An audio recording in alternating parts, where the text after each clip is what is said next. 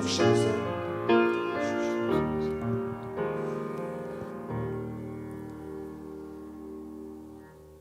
거룩하신 하나님 아버지, 은혜를 감사합니다. 하나님의 은혜를 바라며 이렇게 함께 모였습니다. 주님의 자녀로 주님 불러주심의 은혜를 입게 된 것을 기쁘게 여기며 모여싸우니 이 시간을 통하여 하나님 주시는 풍성한 은혜를 누리게 하옵소서. 매일매일 기도하며 하루를 시작하고 끝맺으며 3일에 이르렀습니다. 하나님, 우리 모든 성도들이 하나님 앞에 기도하는 것들에 응답이 있도록 인도하시며 하나님의 뜻을 깨닫는 기쁨이 있게 하셔서 항상 하나님의 손길 가운데 있음을 잊지 않게 하옵소서. 어렵고 힘든 일들은 하나님께서 함께 풀어주셔서 하나님의 능력을 통하여 답을 얻는 귀한 역사가 있도록 인도하여 주옵소서. 연일 온전치 않은 날씨로 인하여 건강을 지키기 어려운 분들이 많이 있사오니 하나님께서 모두들 건강하게 하셔서 영육 간의 강건함이 이루어지게 하시고 주님을 만나고 주님께 예배하는 날이 날마다 이어질 수 있도록 인도하여 주옵소서. 오늘도 하나님께서 우리를 품어주심에 기쁜 마음으로 이 시간 예배를 드립니다. 하나님 홀로 영광을 받아주시며 우리에게는 큰 은혜가 되게 하옵소서. 예수님 이름으로 기도드립니다. 아멘. 하나님 말씀 보시겠습니다. 민수기 1장 47절에서 오늘은 54절까지만 보겠습니다. 민수기 1장 47절에서 54절까지 말씀, 구약성경 194쪽입니다.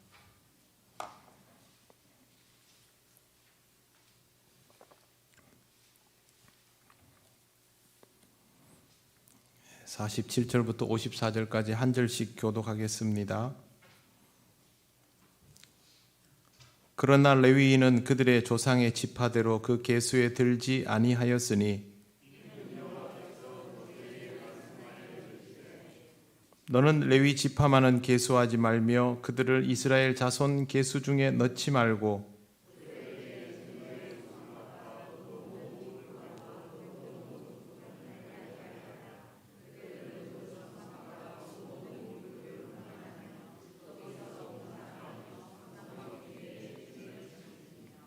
성막을 운반할 때에는 레위인이 그것을 걷고 성막을 세울 때에는 레위인이 그것을 세울 것이요 외인이 가까이 오면 죽일지며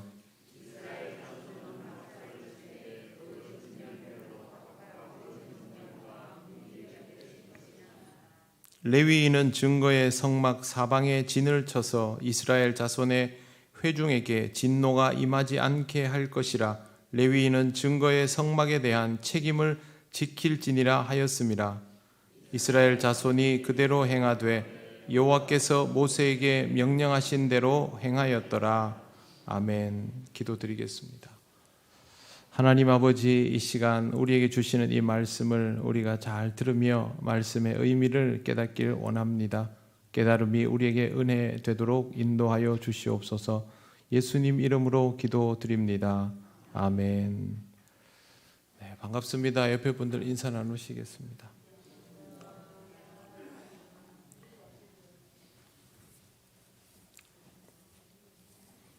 네, 지난 시간에 우리가 이스라엘의 군대 편제가 지파별로 이루어지는 것을 보았습니다. 이스라엘은 12개의 지파를 중심으로 부대 편성을 하고 그 지파의 지도자를 세워서 군사 행동이 필요할 때 일사불란하게 움직일 수 있도록 편제를 해두었습니다. 이뿐만이 아니라 이스라엘 공동체는 이동이 매우 잦기 때문에 이동과 정착에 대한 노동력도 중요합니다.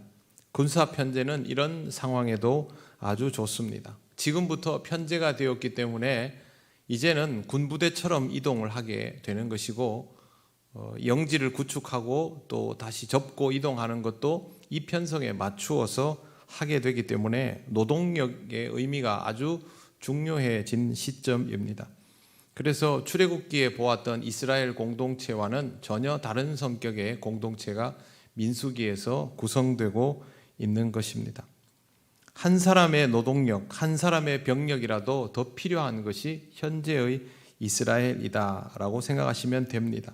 더구나 그들은 지금 한 번도 가보지 못한 미지의 땅을 향하여 가고 있고 누구인지도 모르는 적과 대치할 수 있는데 변변한 무기도 없고 지리적 이점도 없습니다. 방어를 할 수 있는 성읍이나 요새도 가지고 있지 않는 상태입니다. 그러면 노동력, 즉 병력보다 더 중요한 것은 없는 상황이죠. 이런 전제를 가지고 오늘 구절을 보겠습니다. 47절, 그러나 레위인은 그들의 조상의 지파대로 그 계수에 들지 아니하였으니, 레위인은 병력에 포함하지 않고 있습니다. 다른 지파의 규모를 보면 레위인 중에서 병력으로 사용할 수 있는 인원이 최소 3만 정도는 될 것으로 추산됩니다. 그 중에서 제사장의 직무에 정말 전념해야 하는 그 소수를 빼낸다 하더라도 굉장히 많은 인원을 레위인 중에서 병사로 차출할 수 있습니다. 근데 왜 이렇게 하고 있을까요? 48절을 보십시오. 이는 여호와께서 모세에게 말씀하여 이르시되입니다. 이유는 다르게 나와 있지 않습니다. 성경에 보면 여호와께서 말씀하셨다는 것과 레위인들이 병력에 포함되지 않으면서 하게 되는 일들만 나와 있지 다른 이유는 사실 그렇게 소상하게 있지 않습니다.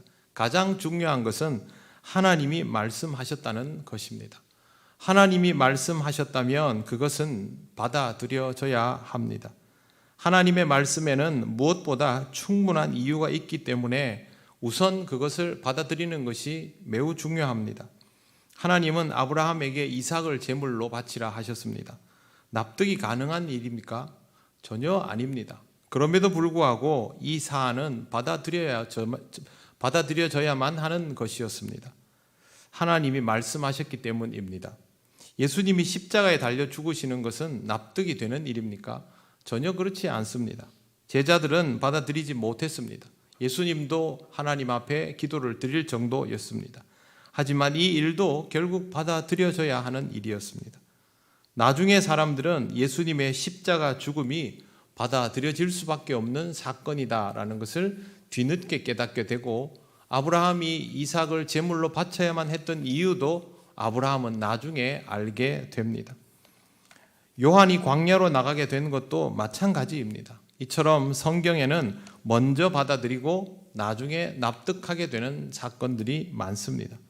분명히 이 당시에 레위인이 병력에서 빠져야 된다라고 하나님이 말씀하셨다라고 하면 왜 한 사람의 병사라도 더 필요한 우리의 상황에서 굳이 레위인들이 통째로 빠져야 하는가? 그 중에 몇 명만 회막에 남겨두고 나머지는 병력이 되는 것이 합당하지 않는가라고 의구심을 가진 사람들이 분명히 있었을 것입니다.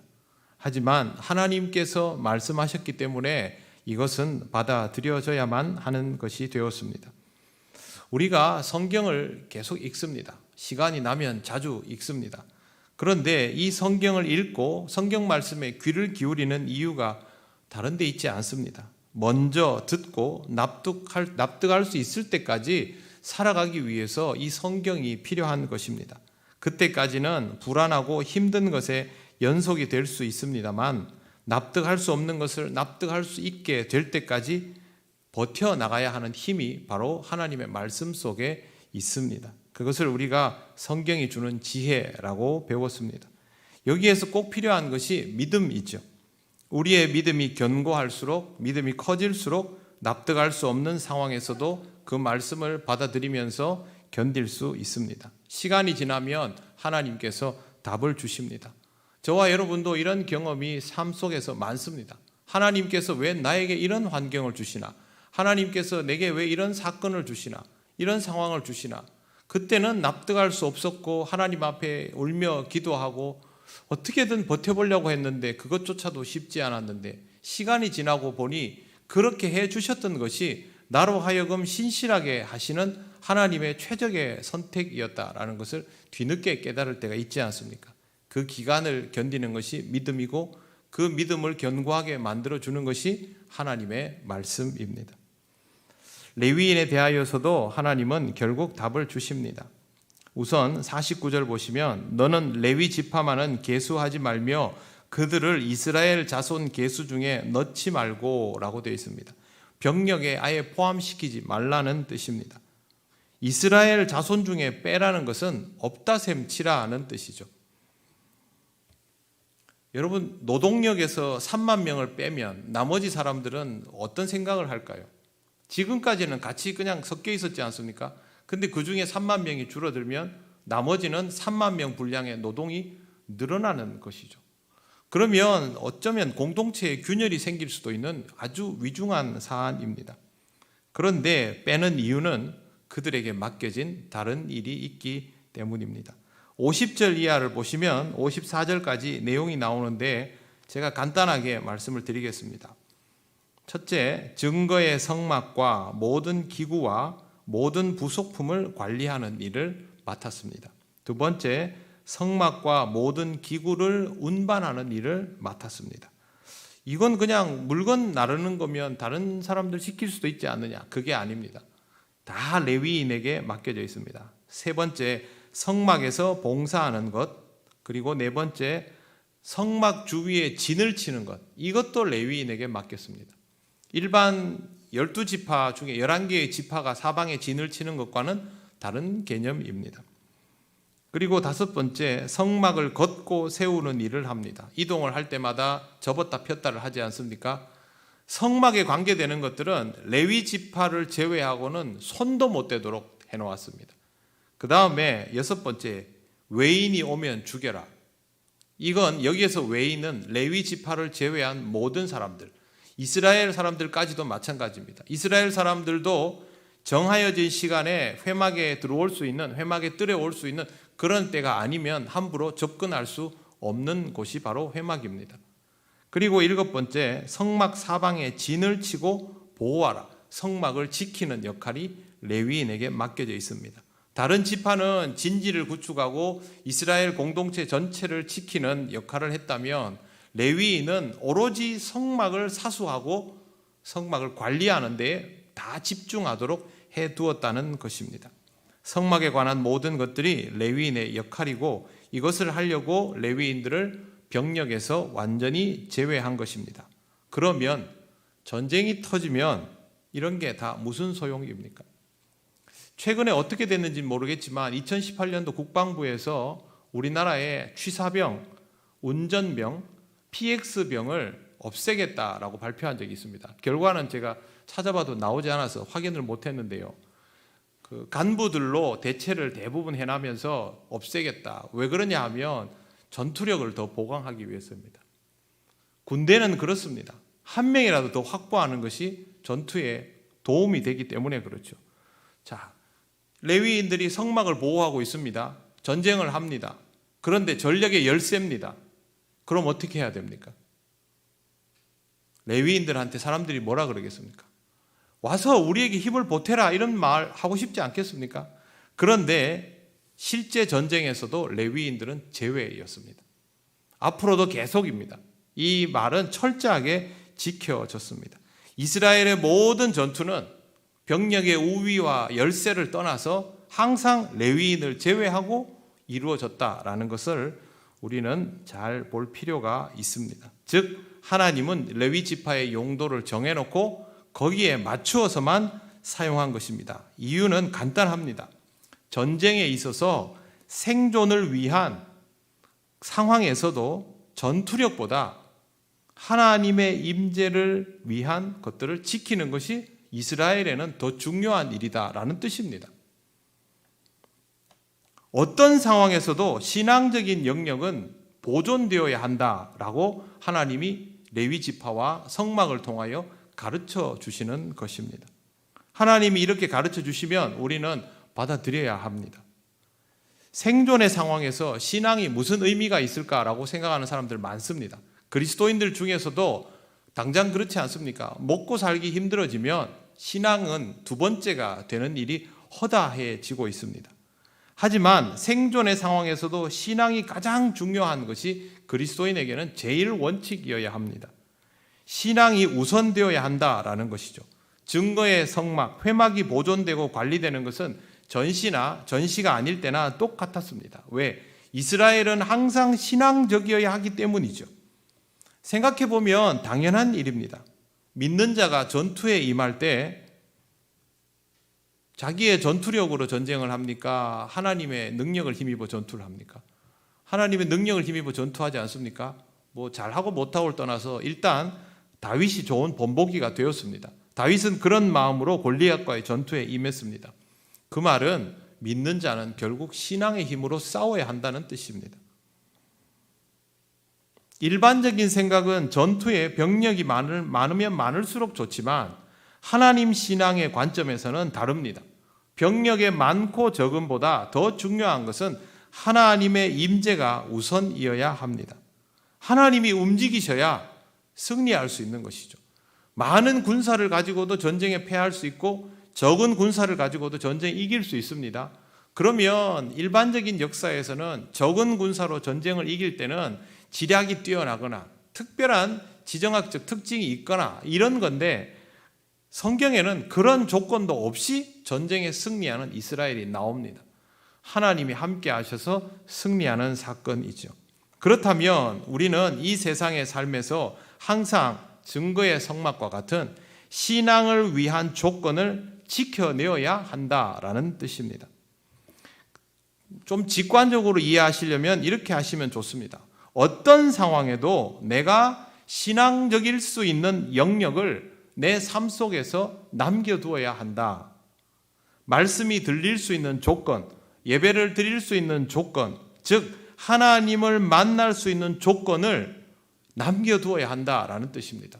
지금 내가 위기를 경험하고 있다고 해서 너무 힘든 상황이라고 해서 그럴 만한 경황이 없다고 해서 하나님을 만날 수 있는 조건들을 남겨두지 않다 보면 결국에는 나를 지킬 수 있는 가장 기본적인 조건을 포기하는 것이 되어버립니다. 먹고 살기 힘든 때에 그러나 이때에도 하나님께 예배는 드려야 합니다. 교회는 다녀야 합니다. 먹고 살기 힘들기 때문에 이런 것들을 생략하고 나면 결국에는 내 안에서 증거의 장막을 없애는 것이나 다름없기 때문에 기필코 이 부분을 지켜내야 하는 것이죠. 증거의 성막을 지키라는 말이 신앙 자체를 지키라는 말은 아닙니다. 신앙을 지킬 수 있는 조건들을 지키라는 것이죠. 이 조건들이 없이도 신앙을 지킬 수 있으면 얼마나 좋겠습니까마는 인간은 그렇게 강하지 않습니다. 사람은 자기가 신앙생활을 할 수 있는 조건들을 하나씩 제거하면 자기도 모르게 신앙적으로 주저앉습니다. 그렇기 때문에 신앙생활을 위한 조건들을 지켜나갈 필요가 있다라는 것이죠. 그래야만 어떤 상황에서도 신앙적일 수 있습니다. 저는 가끔 이런 생각을 합니다. 시대가 더 어려울까? 인생이 더 어려울까? 여러분 어떻게 생각하십니까? 시대가 더 어려울까? 인생이 더 어려울까? 둘 다 어렵죠. 인생은 성장할 때는 성장통이 있고 성장하자마자 노화가 시작되고 모든 기능이 최전성기일 때는 사회의 주역이 아니며 사회의 주역이 되었다 싶으면 이미 노화를 확연히 느낄 때가 되어버렸습니다. 먼저 세상을 떠나는 사람을 보면 참 안타깝고 또 반대로 사랑하는 사람들을 떠나보내며 남아있는 것도 참 쉽지 않은 일입니다. 정신을 차리고 보면 인생은 마치 브레이크가 없는 자동차와 같습니다. 시대는 어떻습니까? 멀리 볼 것도 없이 지금도 그렇습니다. 세계적인 불경기가 얼마 전까지 얘기를 계속되고 있다가 환경오염 얘기가 나오다가 코로나19가 터졌습니다.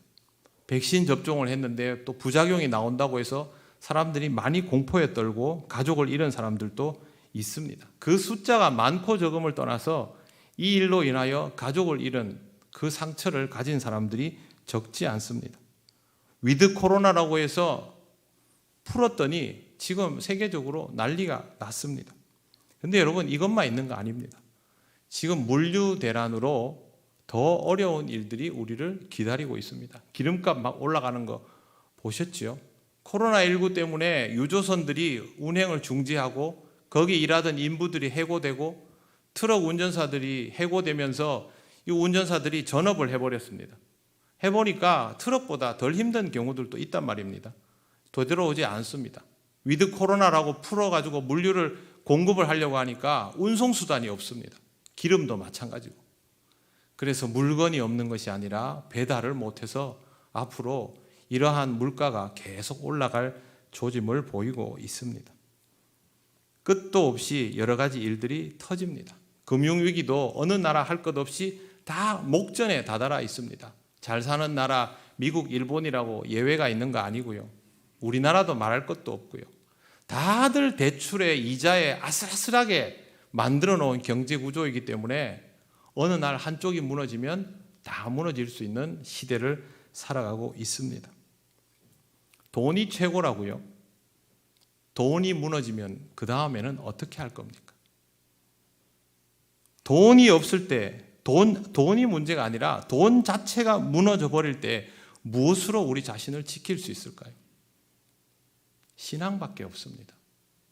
그런데 사람들은 이걸 자꾸 잊어버립니다. 당연히 돈이 중요하지요, 이 시대에. 공산주의 국가들도 자기 개인의 재산을 챙기기에 급급한 세상인데 왜 돈이 중요하지 않습니까? 그런데 여러분, 지금 돈 자체가 무너지는 시대입니다. 그런데 우리의 존재감을 다른 것으로 지키려 하면 큰일 납니다. 어떤 상황에도 우리의 존재감을 사수할 수 있는 방법, 하나님을 내 안에 모셔두는 것이죠. 그래서 신앙의 조건을 지켜야 한다라는 겁니다. 지금 사실 이스라엘이 얼마나 위험한 상태에 있습니까? 아무것도 모르고 광야에 나와 있고 하나님이 시키는 대로만 하고 있지만 자기들이 어디로 가야 되는지도 모르고 뭘 먹어야 되는지도 모르고 누구를 만날지도 모르고 있는 사람들이죠. 이 상황에서 답은 하나님밖에 없기 때문에 하나님께서 결코 나를 잊지 마라. 그렇게 해서 하나님을 만날 회막을 주셨고 수많은 병력이 될 수 있는 레위인들로 하여금 그 회막을 사수하도록 하신 것이죠. 이 말씀을 보면서 우리도 느껴야 합니다. 하나님을 만날 조건을 스스로 폐하려 들지 말고 이 조건을 어떻게든 지켜내어야 한다. 내가 신앙을 유지할 수 있는 조건들을 사수해야 한다. 그런 마음을 가져야 합니다. 상황이 좋지 않아서 신앙생활을 잘 못하겠어요. 그건 자기 책임입니다. 내가 스스로 교회에 나올 수 있는 조건들을 만들어 가야죠. 신앙을 유지할 수 있는 조건, 기도를 드릴 수 있는 조건, 말씀을 읽을 수 있는 조건, 하나님 일을 할 수 있는 조건들을 우리 스스로 만들어 가야 합니다. 그게 레위인의 역할이고 우리가 우리 안에서 지켜내야 하는 역할입니다. 여러분, 이 조건들을 여러분 스스로 지켜나가려고 노력을 하시기를 바랍니다. 걸어갈 수 있다면 교회에 나오시고 깨어 있으면 기도하러 나오시고 읽을 수 있다면 성경을 읽고 들을 수 있다면 말씀을 들어야 합니다. 어린아이가 공원에 가서 아무리 재미있는 것을 보더라도 잊지 말아야 할 일이 있습니다. 엄마의 손을 놓지 않는 것이죠. 그래야 이 재미있는 것들을 마음껏 보면서도 위험에 빠지지 않을 수 있습니다. 아직은 어린 우리가, 아직은 어린 이스라엘이 잊지 말아야 할 것, 하나님의 손을 놓지 않는 것이죠. 이러한 일을 할 수 있도록 지탱되는 곳이 회막이고 지금 우리한테는 교회입니다. 그러니 우리는 교회 공동체를 잘 이해하고 이 교회를 통하여 이와 같은 일들을 이루어갈 수 있어야 합니다. 이스라엘에 회막이 있고 레위 집단이 있는 것처럼 이런 영역을 지키기 위해서 교회가 있는 것이고 교회에는 또 성직자가 있습니다. 어떤 경우에도 하나님의 임재가 유지되도록 하기 위해서 하나님의 말씀이 살아있도록 하기 위해서 교회의 신령함을 지키려고 레위 지파를 군사력에서 배제시킨 것처럼 교회에 성직자를 구별시켜 놓은 것입니다. 성직자의 구별은 성직자가 특별하다라는 말이 아닙니다. 레위인이 특별히 다를 것이 무엇이 있겠습니까? 그들이 다른 지파와 혈통적으로 다른 것도 아니지 않습니까? 하나님이 구별하여 쓰시는 것입니다. 성직자가 혈통적으로 구별되거나 우월한 사람들이 아닙니다. 전체를 지킬 임무를 위하여 하나님이 구별시켜 놓은 것이죠. 그 임무는 교회 공동체, 신앙 공동체가 어떤 경우에도 하나님의 임재를 소중히 여기도록 망각하지 않도록 하기 위해서 그렇게 둔 것이죠. 레위인들이 한 일을 보면 교훈을 얻을 수가 있습니다. 레위인들의 임무, 성막의 신성함을 지키는 것이었죠. 그래서 그들이 관리하고 외인의 접근을 막았습니다. 수비가 임무였습니다. 교회에서 성직자의 임무도 같습니다. 교회의 신령함을 지키는 것이죠. 교회에 외부인이 찾아오면 기쁘게 맞아들여야 하지만 신앙적이지 못한 무언가가 교회 안에 침범하면 그걸 막아야 하는 것이 성직자의 임무입니다. 그런데 만약 성직자가 먼저 세상적인 방법들에 길들여져 버리면, 신령하지 못한 것을 사용해 버리면 그건 고유의 직무를 어기는 것이 되죠. 레위인들도 마찬가지였습니다. 구약의 레위 지파와 이 시대의 성직자를 그대로 갖다 붙이기는 어렵습니다. 여러 가지 면에서 다른 것이 많지요. 하지만 한 가지 분명한 것은 거룩함을 위하여 하나님과의 만남이 지속될 수 있도록 공동체의 신앙적 특성을 지켜내야 한다라는 건 똑같습니다. 그리고 이걸 지키는 것은 이스라엘 공동체 전체만이 아니라 이스라엘의 구성원 모두에게 중요한 일이었던 것처럼 교회뿐만 아니라 우리들 개개인에게도 다 중요한 것입니다. 증거의 성막은 이스라엘 한가운데에 있었습니다. 그리고 그 주변을 레위인들이 지켰고 그 주변을 이스라엘 지파들이 지켰습니다. 왜 한가운데에 있을까요? 다 뚫려도 이건 지켜지라고. 어떤 경우에도 여기는 보존하고 사수하라고, 그래서 마지막까지 중심에 있도록 그렇게 했습니다. 신앙 공동체는 어떤 경우에도 신령함이 보존되어야 합니다. 다른 것은 다 잃어도 거룩함의 속성만 지켜나갈 수 있으면 그 공동체는 얼마든지 회복될 수 있습니다. 목회자는 그것을 지키기 위한 파수병이 되어야 하고 성도들 전체도 그 신령함을 지키기 위한 진영으로 구축이 되어 있는 교회여야 합니다. 이게 되어야 여러분의 가정이 지켜집니다.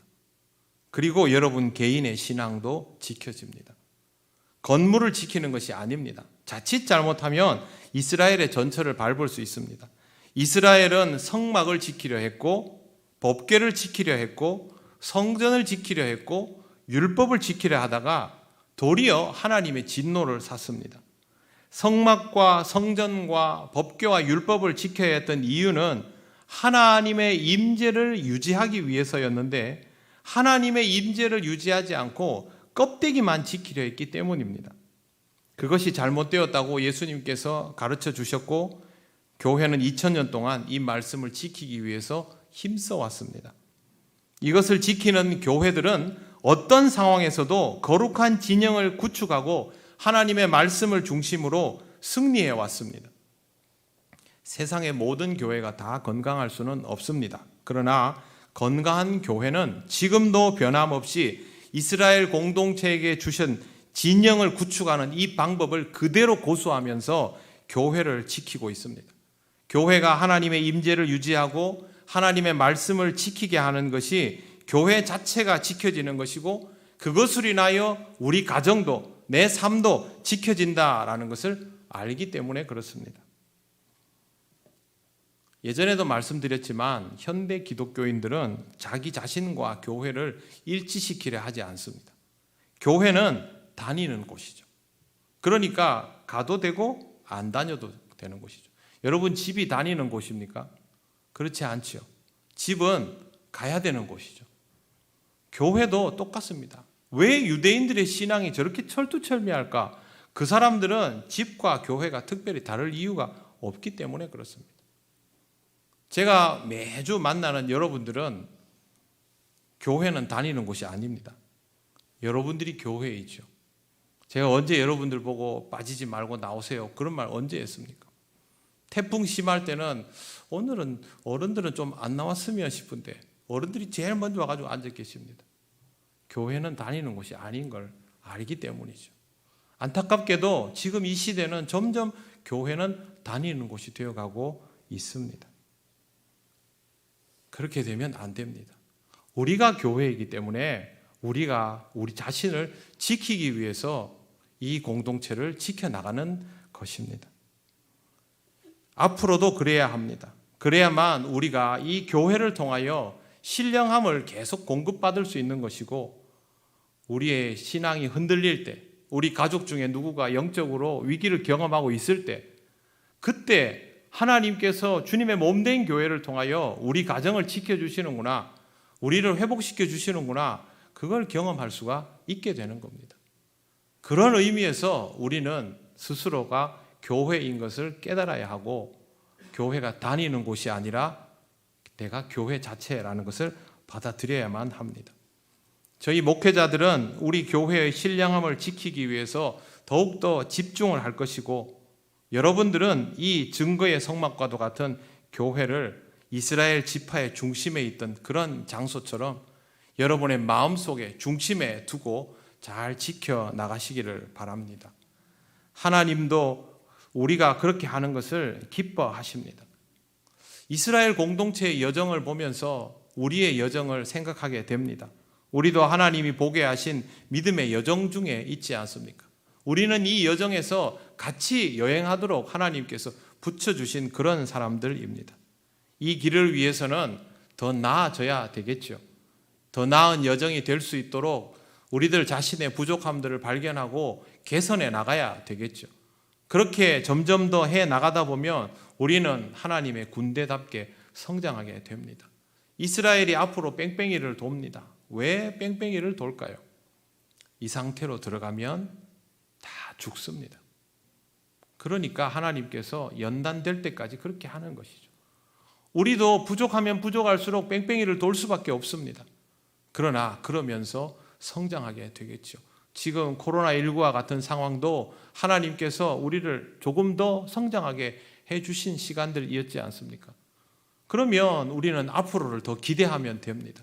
하나님께서 우리에게 맡겨주시는 상황을 통해서 영적으로 더 성장하는 공동체가 되어야겠다. 아직도 누군가가 역할을 부족하게 한다면 내가 그 소임을 좀 감당하면서 함께 짐을 지고 나가야 하겠다. 이렇게 하다 보면 힘들고 어려울 때도 있지만, 자칫하면 세상적인 방법으로 교회 일을 하고 싶을 때도 있지만, 그때는 우리 마음의 중심에 있는 성전과도 같은 하나님의 임재를 경험할 수 있는 조건들을 지켜나가야 되겠다. 그걸 할 수 있도록 교회 목회자들이 최선을 다해야 할 것이고, 성도들은 이 목회자들을 위해서 함께 기도하고 동역해 나가야 된다. 그런 마음을 가지고 우리가 함께 나가다 보면 우리는 하나님께서 쓰시기 좋은 하나님의 군대가 되어 있는 것입니다. 하나님이 기뻐하시고 우리에게도 복될 수밖에 없는 일이 바로 이렇게 거듭나는 성숙한 신앙 공동체의 모습이기 때문에 저와 여러분은 앞으로도 이런 꿈을 가지고 하나님 앞에서 잘 준비된 군대와 같은 아름다운 모습으로 나아가게 되면 좋겠습니다. 여러분도 마음에 이런 기대감을 가지고 스스로를 연단시키며 함께 성숙해져가는 우리 통영교회가 될 수 있도록 맡은 바의 소임을 잘 감당해 나가시기를 바랍니다. 기도드리겠습니다. 오늘 하나님께 이렇게 기도하면 좋겠습니다. 하나님 아버지, 우리 마음의 성전을 지키게 하시고 우리를 위하여 허락하신 이 교회를 건강하게 지키게 하셔서 우리 통영교회가 하나님의 은혜로 우리를 지키는 기쁨을 경험하게 하옵소서. 다 같이 기도드리겠습니다. 하나님 감사합니다. 하나님, 우리에게 그동안 허락하여 주신 믿음의 여정을 돌아보며 이 말씀을 나누었습니다. 우리의 부족함들을 다 보시고 이렇게 우리를 이끌어 주셔서 함께 걸어가는 교회가 될 수 있도록 인도하여 주신 것을 감사합니다. 여전히 우리가 부족하오니 하나님의 임재를 항상 느낄 수 있는 귀한 조건들을 지켜나가는 아름다운 주님의 교회가 되게 하시고, 또 이 조건 속에서 우리의 신령함이 점점 무르익어 갈 수 있도록 하나님 인도하시고 역사하여 주시옵소서. 우리 교회가 정말 하나님 쓰시기에 좋은, 하나님께서 약속의 땅을 허락하셔도 좋은 귀한 공동체가 되기를 원합니다. 성령님 함께하여 주셔서 이 교회를 통하여 하나님 주시는 은혜와 평강을 누리는 우리 통영교회 모든 성도들, 가정들 될 수 있도록 인도하여 주시옵소서. 하나님의 은혜를 따라 나아가는 걸음 위에 하나님께서 힘을 주시고 능을 주셔서 기쁜 마음으로 이 과정을 수행해 나아가는 우리 교회가 되게 하여 주시옵소서. 하나님 은혜를 감사합니다. 아무것도 아닌 우리를 모아주셔서 하나님께서 광야로 인도하시며 우리로 하여금 하나 되도록 역사하여 주신 것을 감사합니다. 여전히 하나님의 군사로 쓰임받기에 부족함이 많지만 그러나 하나님의 임재의 조건들을 열심히 지켜나가며 더 아름답고 성숙한 교회로 거듭나기를 원하오니 성령님 우리와 함께하여 주셔서 하나님 주신 은혜의 조건들을 지켜나가게 하시고 하나님 쓰시기에 좋은 군사로 거듭날 수 있도록 인도하여 주옵소서. 우리를 만들어 주실 때마다 기쁜 마음으로 연단받으며 성장하는 성도가 되게 하시고 아름다운 주의 교회가 되게 하여 주옵소서. 이 모든 과정들이 우리에게 은혜임을 잊지 않게 하셔서 즐겁게 함께 나아가며 서로를 북돋아주는 믿음의 공동체가 되게 하여 주옵소서. 감사드리며 예수님 이름으로 기도드립니다. 아멘.